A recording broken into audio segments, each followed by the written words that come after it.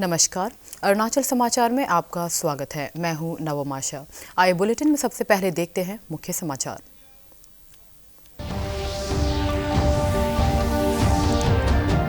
DCGI ने AstraZeneca company की vaccine Covishield और भारत बायोटेक की कोवैक्सीन को आपात स्थिति में सीमित उपयोग की अनुमति दी। प्रधानमंत्री नरेंद्र मोदी ने वैज्ञानिकों की प्रशंसा करते हुए इसे कोविड से निपटने के प्रयासों में एक निर्णायक कदम बताया।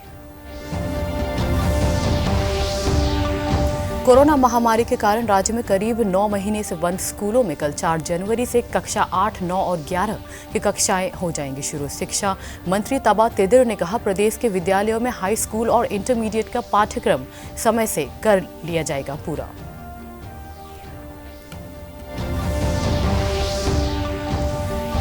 राज्य के पापुमपारे जिले के दोईमुख में आज से T20 क्रिकेट प्रतियोगिता शुरू हुई। अरुणाचल क्रिकेट संघ के सहयोग से पापुमपारे जिला क्रिकेट संघ द्वारा आयोजित इस प्रतियोगिता में पापुमपारे के सभी 8 अंचलों की टीम ले रही है हिस्सा।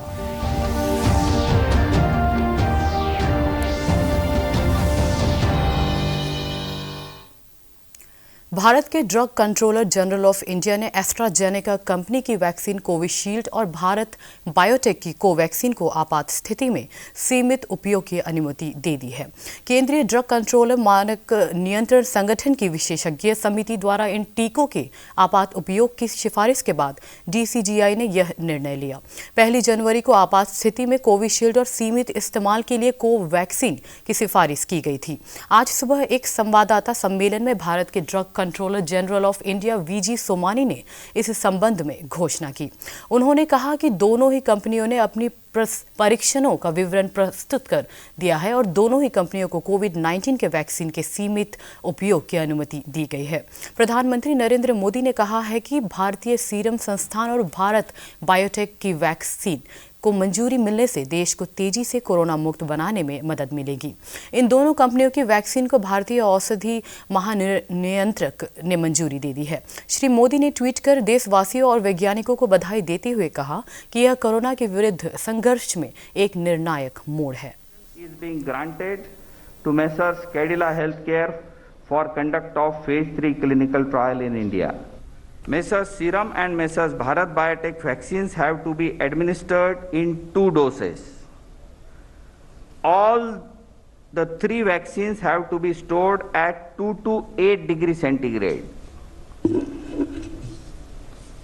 After adequate examination, the CDSCO has decided to accept the recommendations of the expert committee, and accordingly vaccines of Messrs. Serum and Bharat Biotech are being approved for restricted use in emergency situation, and permission is being granted to Messrs. Cadila Healthcare for conduct of phase 3 clinical trial in India.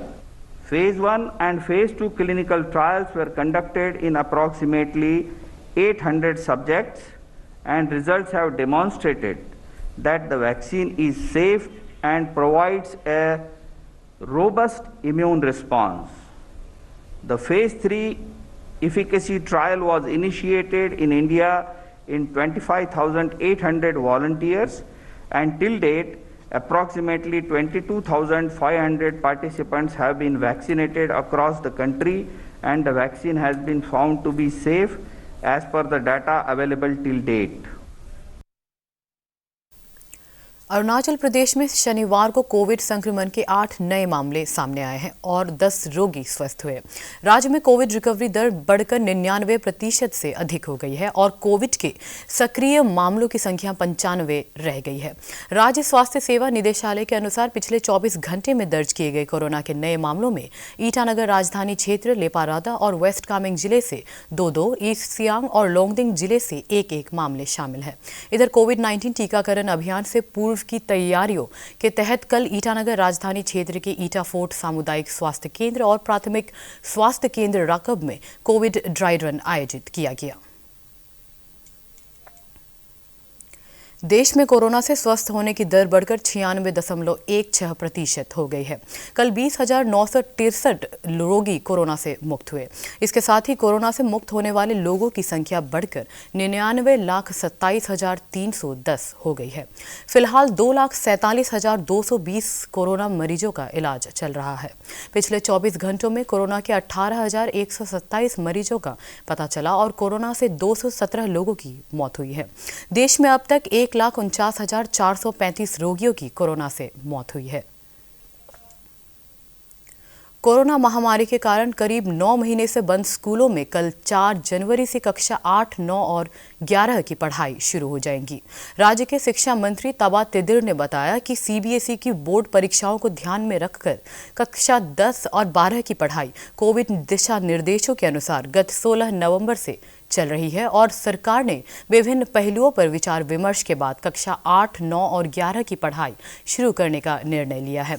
उन्होंने बताया कि केंद्रीय शिक्षा मंत्री ने Covid महामारी से प्रभावित पढ़ाई को ध्यान में रखकर ही आगामी 4 मई से 10 जून तक परीक्षा कराने की घोषणा की है और सिलेबस भी 30% कम कर दिया है। श्री तेदिर ने कहा कि प्रदेश के विद्यालयों में हाई स्कूल और इंटरमीडिएट का पाठ्यक्रम समय पर पूरा कर लिया जाएगा। उन्होंने कहा कि स्कूलों में कक्षा 1 से लेकर 7 तक की पढ़ाई शुरू करने के बारे में बाद में निर्णय लिया जाएगा। हमारा 10 और 12 की ऑलरेडी शुरुआत कर दिया है, वो चल रहा है। इस बार 4 तारीख से 8, 9 और 11, तो इसका मतलब है कि हमारा क्लास 8 से लेकर क्लास 12 की क्लास चालू होगा और आने वाले समय में देख के और बाकी क्लास 1 से लेकर 8 तक उसको भी सही वक्त पर उसका भी निर्णय लिया जाएगा।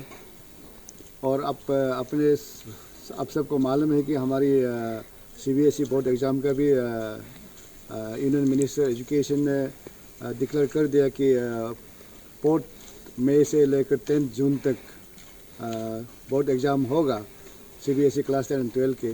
और इस प्रकार देखा जाए तो काफ़ी टाइम है सिलेबस कवर करने के लिए।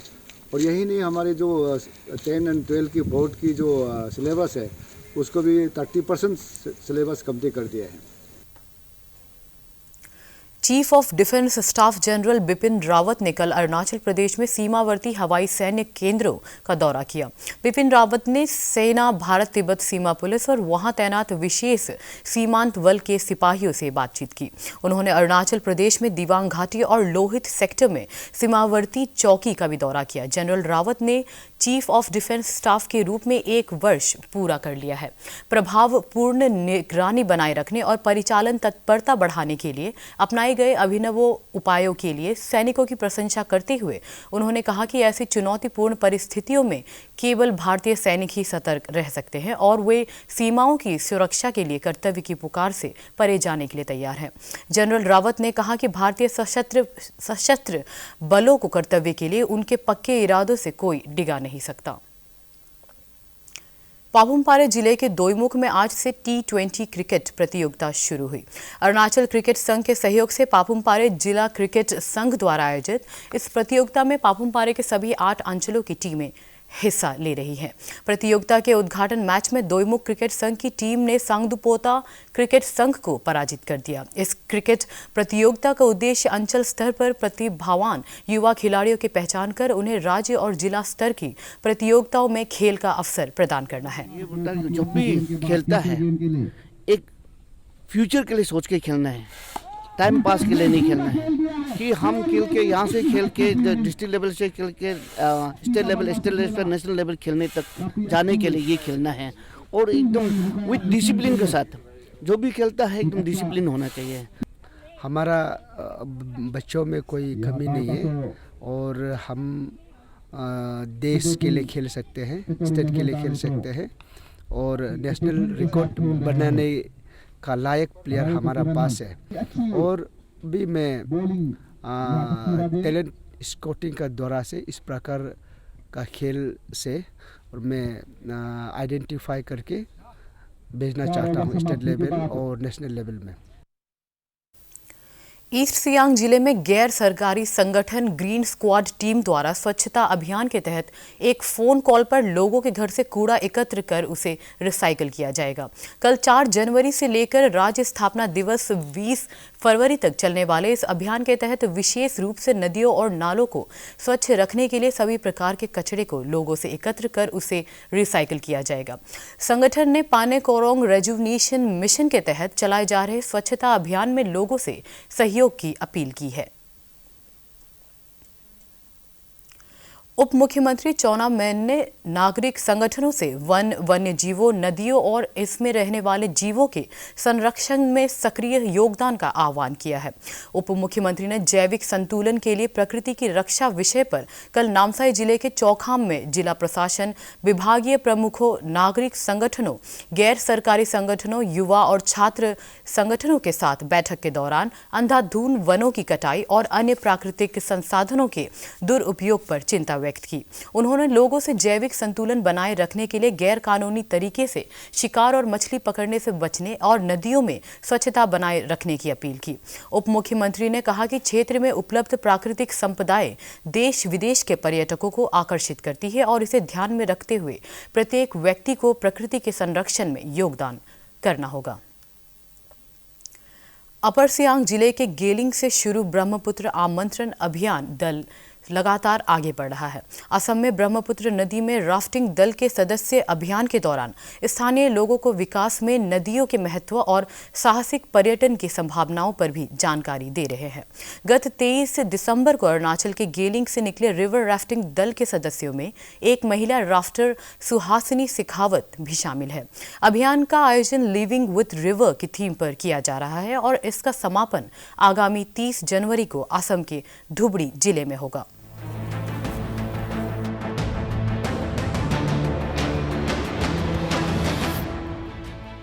पलसी में रात गुजारकर ब्रह्मपुत्र आमंत्रण दल ने चेरिंग में रात गुजारी। चेरिंग में सड़क साधन के अभाव के बीच दल ने राम सिंह में अपना अगला पड़ाव बनाया। राम सिंह तक के 46 किलोमीटर के लंबे सफर में दल को क्लास 4 और 3 के कई रैपिड से होकर गुजरना पड़ा। एनडीआरएफ की टीम ने दल को कठिन सफर में भरपूर सहयोग दिया। 19 सदस्यीय इस अभियान दल में अकेली लड़की सुभाषिनी नदी स्वच्छता और संरक्षण के संदेश को आगे बढ़ा रही है। आज का जो स्ट्रेच था वो भी बहुत अच्छा और थ्रिलिंग था, बहुत एक्शन था उसमें भी। 2 ग्रेड 4 के रैपिड्स थे और 6 ग्रेड 3 के रैपिड्स थे और हमने कल रात को कैंप किया था। कोई रोड एक्सेस था नहीं, तो जो भी हमारे पास सामान था सब हम राफ्ट में हमारे साथ कैरी कर रहे थे। नदियों के साथ जीने के संदेश को आगे बढ़ाते हुए टीम अपर सियांग के कैगुक तक पहुंच चुकी है, जिसमें नदी के साथ जीने, सियांग नदी को प्रदूषण से मुक्त बनाने और प्रकृति और नदी के अनुकूल जीवन जीने का संदेश है। नदी के साथ कैसे हमने जीना है। आजकल का स्पेशली युवा जनरेशन नदी के साथ कैसे रहना उनको पता नहीं है। पहले ज़माना के लोग पता था। आजकल मेन में डिजास्टर भी किया जाता है। नदी के सामने कंस्ट्रक्शन कर रहा है, इसलिए नदी को काफ़ी डिस्टर्बेंस हो रहा है और नदी का इतना पोल्यूशन बढ़ा रहा है। तो इसको हम लोग अवेयरनेस, सोशल अवेयरनेस क्रिएट करने के लिए इसको हम लोग ने ये रैफ्टिंग इसको एक्सपीरियंस को किया जा रहा है। राम सिंह के केगू तक आमंत्रण दल कठिन मोड़, दुर्गम पहाड़ी और चट्टानों से ठोकर खाते सियांग नदी के साथ आगे बढ़ रही है।